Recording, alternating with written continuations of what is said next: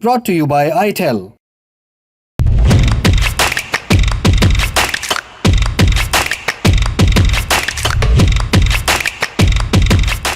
UGC की नई equity guidelines को लेकर देश भर में प्रदर्शन चल रहे हैं। यह मामला 28 जनवरी को chief justice of India Suryakant की बेंच के पास पहुंचा।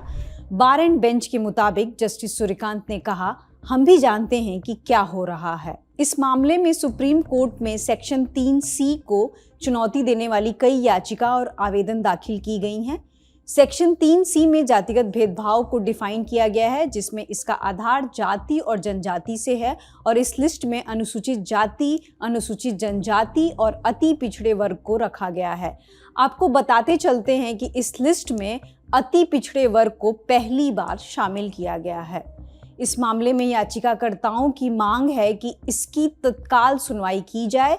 अब जानते हैं इन याचिकाओं में क्या कहा गया है। इन याचिकाओं के मुताबिक इस गाइडलाइन के तहत जातिगत भेदभाव की जो व्यवस्था है वह सभी लोगों को शामिल नहीं करती, यानी जनरल कैटेगरी इससे बाहर है। साथ ही याचिकाकर्ताओं की यह भी मांग है कि इन नियमों को मौजूदा रूप से लागू करने पर रोक लगाई जाए और यह भी कहा है कि सिर्फ जाति के आधार पर किसी को शिकायत दर्ज कराने के अधिकार से रोकना गलत है। इसे राज्य द्वारा इम्परमिसिबल स्टेट डिस्क्रिमिनेशन यानी कि संवैधानिक या कानूनी रूप से प्रतिबंधित भेदभाव माना जाना चाहिए। आपको बता दें कि 13 जनवरी को यूनिवर्सिटी ग्रांट कमीशन ने Promotion of Equity in Higher Education Institutions Regulations 2026 के नाम से देश के उच्च संस्थानों के लिए एक गाइडलाइन जारी की।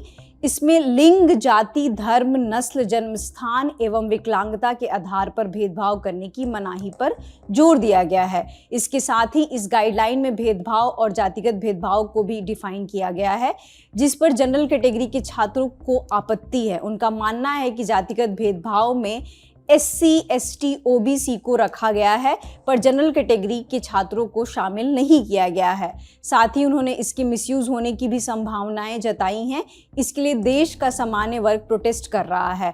हालांकि इसके ऑब्जेक्टिव में मार्जिनल सेक्शन की सूची में SC, ST, OBC, विकलांग, महिला के साथ साथ आर्थिक रूप से कमजोर वर्ग यानी कि EWS की समानता की बात भी कही गई है, लेकिन विवाद की वजह इक्वल अपॉर्चुनिटी कमिटी बताई जा रही है, जिसका हर एक विश्वविद्यालयों में होना अनिवार्य है, जिसमें SC, ST, OBC, महिला का मेंबर निश्चित रूप से होना चाहिए, पर इसमें जनरल कैटेगरी की गैर मौजूदगी सामान्य वर्ग को चुभ रही है।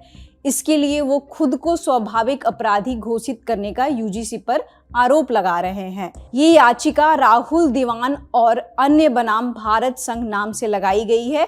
फिलहाल इस मामले पर अभी कोर्ट में सुनवाई नहीं हुई है। जो भी इस मामले में अपडेट्स आएंगे हम आप तक पहुंचाते रहेंगे। मेरा नाम है ऋतु, देखते रहिए द ललन टॉप।